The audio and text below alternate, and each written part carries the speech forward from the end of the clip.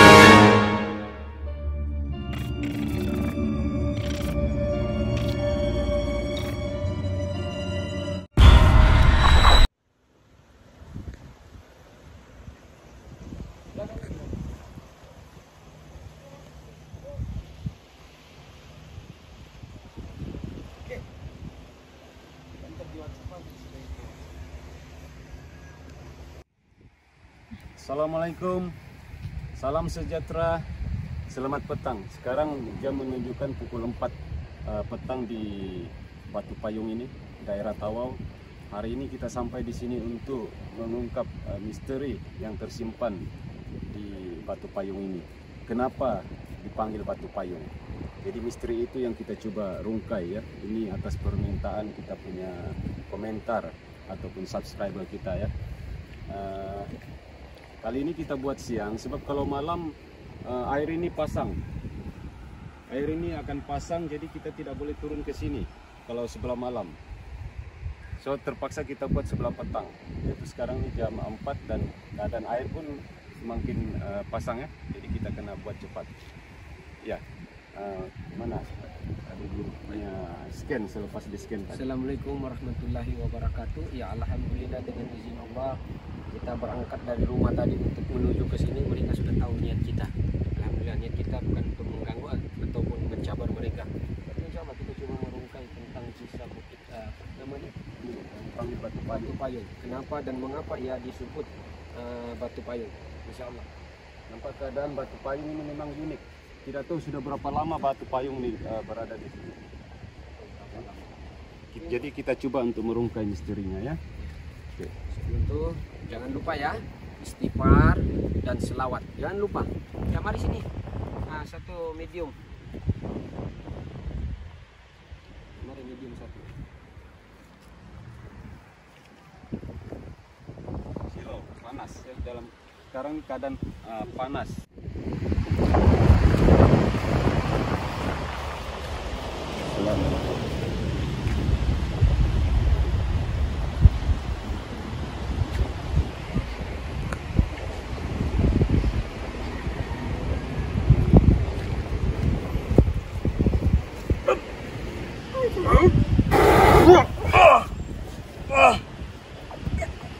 Selamat petang.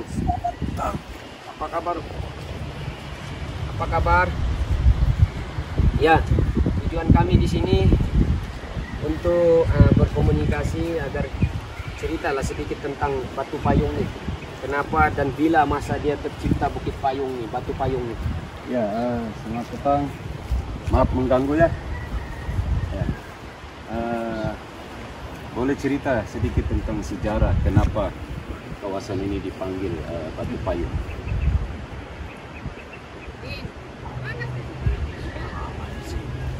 Apa sedikit ya Pak? Apa dia? Batu ini dulu berbentuk. Oh, batu ini dulu berbentuk seperti payung. Ya, Pas itu? itulah dipanggil Batu Payung. Oh, gitu. Ya, jadi apa hubungan kamu dengan Batu Payung ini? Saya menjaganya di sana. Oh, kamu sebagai penjaga dia di sana. Ya. Berapa ramai kita di sini? Ramai. Dulu ramai pengunjung yang datang. Oh, melihat batu payung itu. iya. Sekarang batu payung itu telah utuh. Oh, dulu ramai pengunjung datanglah. Masa keadaan dia masih bagus lagi seperti payung. Iya, Jadi sekarang nih keadaan dia begitu, pengunjung pun berkurangan sudah. sebab dipukul ombak besar. Dipukul ombak besar ya. Oh, Ya penonton ya, kalau kita lihat nih batu payung, dia ada laluan dari sini pergi laut. Jadi ini ada pintu satu, pintu gaib, dia dipanggilnya pintu gaib. Jadi pintu itu ada di bawah batu itu. Jadi ada laluan jalan itu ke laut untuk bangsa-bangsa jin ya. Nah, itu dia punya anak. Ya nampaknya ada seorang pendekar ya dari bangsa-bangsa jin juga. Nah, beliau ini kalau kita tengok nih ya, bangsa jin ini dia cukup terkenal juga di daerah Nusantara. Karena ini jalan untuk ke Nusantara ya, jalan alam gaib. sebelum itu ada pesanan apa-apa ya, kita duduk dulu. Cerita dulu, cerita dulu. Sebelum itu ada apa-apa pesanan untuk orang-orang Tawau di sini. Ya. Jagalah baik-baik batu payung. Khusus dia kata khusus orang Tawau, jagalah batu payung itu baik-baik sebagai peninggalan sejarah yang bermisteri ya. Bukan sembarang nama itu batu payung, tapi sebenarnya dia ada sejarah, menyimpan sejarah yang misteri. Jadi kita memang masih untuk pengetahuan generasi akan datang, kenapa ternamanya daerah kawasan kampung sini Batu Payung adalah disebabkan keadaan bentuk batu payung itu. Namun di sebalik keadaan batu berbentuk payung itu menyimpan misteri, ya, menyimpan misteri yang tersembunyi. Jadi itu tujuan kita merungkainya hari ini. Baik, Selain itu Pak, selain itu Jangan ada laluan kamu. namun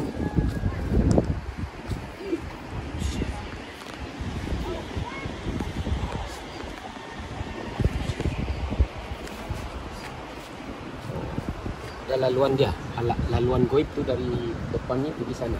Ada laluan tembus, macam terowong itu tembus pergi sana lagi. Itu alam goib orang. Jadi mereka ini ada hubungan dengan bangsa jin yang ada di Nusantara. Tapi kebanyakan jin dia Islam ya Pak ya? Ya kebanyakan mereka nih Islam ya. Bapak.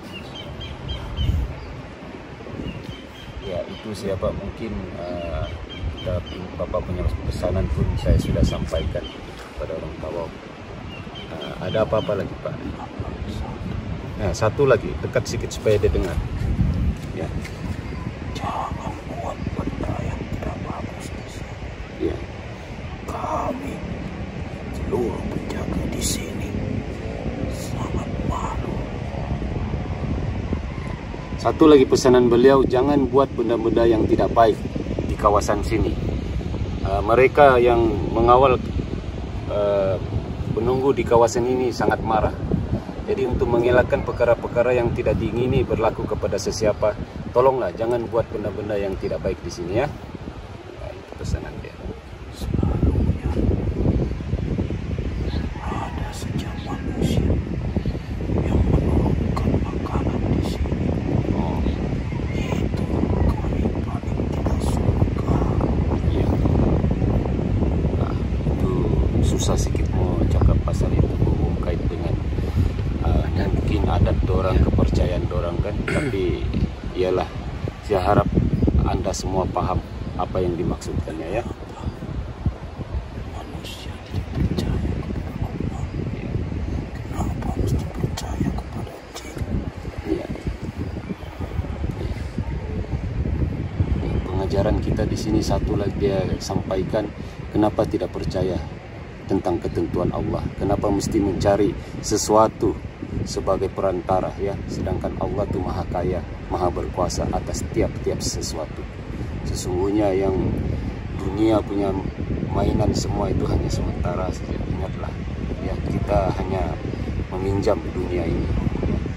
Jadi tidak perlulah kita menggunakan perantara-perantara untuk menunaikan kita punya hati, keinginan nafsu kita itu tadi demi dunia ya. Itu pesanan beliau ya. Berserah dirilah kepada Allah ya Pak, begitu ya Pak. Iya. Ya.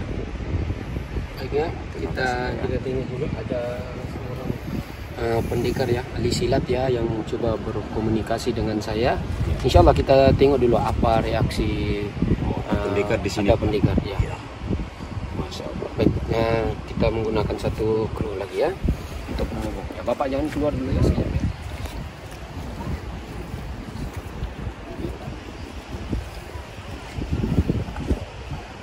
Ya, pendekar itu selalu bermain di sini. Buka langkahnya, Pak.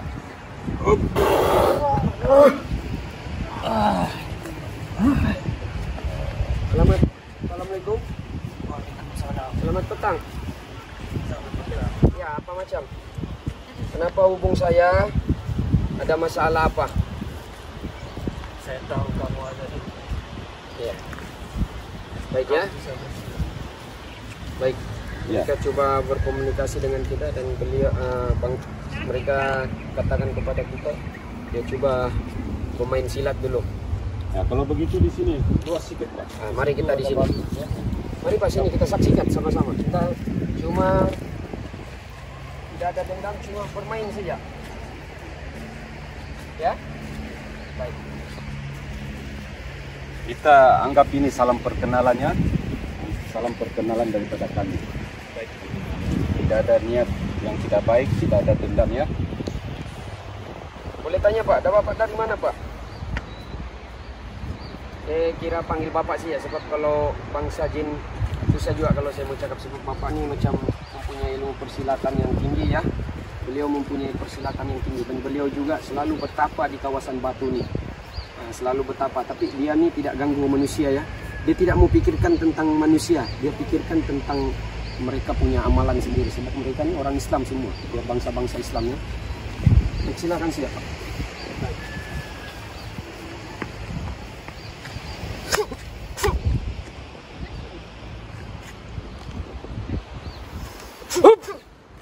Masih guna 100% ya, Pak. Guna silatnya 100%. Ada satu lagi. Mari Pak, kita kasih masuk yang satu lagi.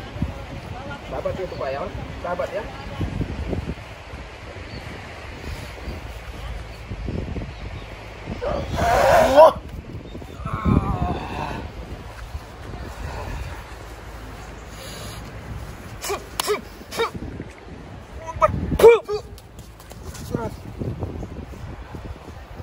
Ya, kita saksikan sebentar. Mereka ingin mencoba. Kita punya ilmu. Sebab mereka juga ada ilmu di sini ya. Tapi ini cuma salam perkenalan, tidak ada permusuhan apa-apa. Ya. Baik kita.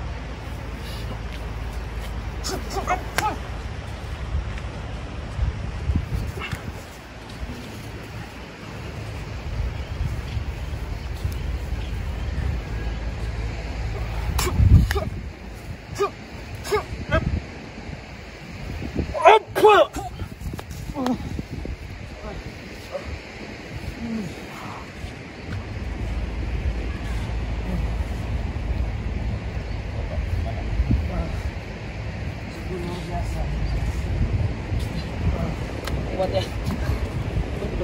Jurus ya. Baik ya Pak. Terima kasih ya. Pak. Ya Pak, mau tanya lagi satu. Kalau boleh tahu ya, siapa yang berwarna hijau? Asal yang di laut nih. Ya, silakan jelaskan yang di belakang dulu bapaknya itu. Ya Pak, yang berwarna hijau tuh Pak. Macamnya Putri ya.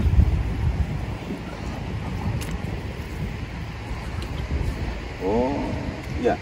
Ya, buat sedikit cekap. Ya, yang putih Keluar dulu ya Pak ya. yang hijau ini perempuan Putri.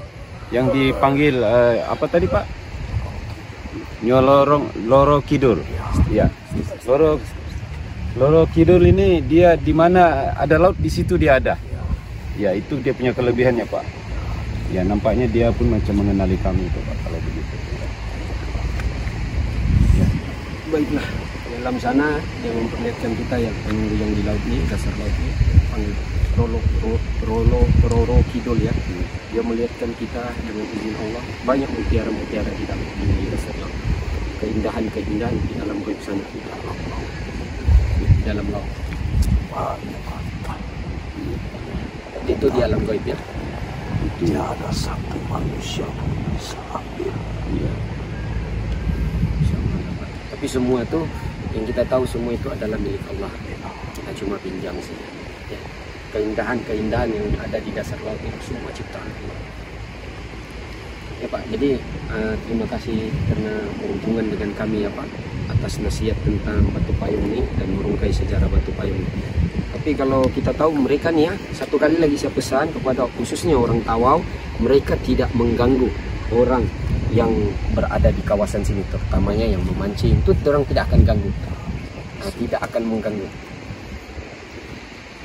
Tapi yang maksud dia Bapak ini ada juga bangsa jahat, bangsa jin yang jahat ini dia berada di kawasan atas. Jadi malam nih baru orang akan turun. Sebab dia berkomunikasi dengan kita. Kalau berani dia bilang malam lah datang sini. Nah, malam lah datang sini dia bilang kita jumpa. Itu yang bangsa yang jahat yang di atas sana ya. Jangan bangsa-bangsa jin yang bagian di atas adalah jahat semua. Itu disuruh kamu datang malam. Bila malam air akan naik. Iya. Di situ kesempatan orang. Iya. Benar. Menyerang kalian. Ya, itu pasal kita tidak pergi malam. Pasal malam air ini akan naik. Kalau sebelah malam keadaan dia surut begini tidak mengapa-apa, kita boleh datang sini. Tapi nampaknya keadaan tidak mengizinkan kita untuk datang malam Pak. Ya, tapi alhamdulillah apapun terima kasih banyak-banyak ya Pak atas maklumat yang Bapak sampaikan kepada kami tentang keadaan batu payung ya. Maka ya saudara semua, sahabat semua, subscriber semua, maka terungkailah dengan izin Allah pada hari ini batu payung dinamakan batu payung adalah disebabkan bentuk batu itu berbentuk payung. Namun keberadaan batu payung di situ bukanlah seperti yang kita lihat dengan mata kasar kita. Dia ada misteri dia yang tersendiri ya. Seperti yang dikatakan tadi, mengikut pandangan mata gaib, dia ada satu terowong di situ, jalan menuju ke laut. Jalan ke laut. Begitu Pak? Iya, jalan ke laut. Ya, itu saya bahas setakat ini ya. Terima kasih banyak-banyak Pak. Ya. Alhamdulillah.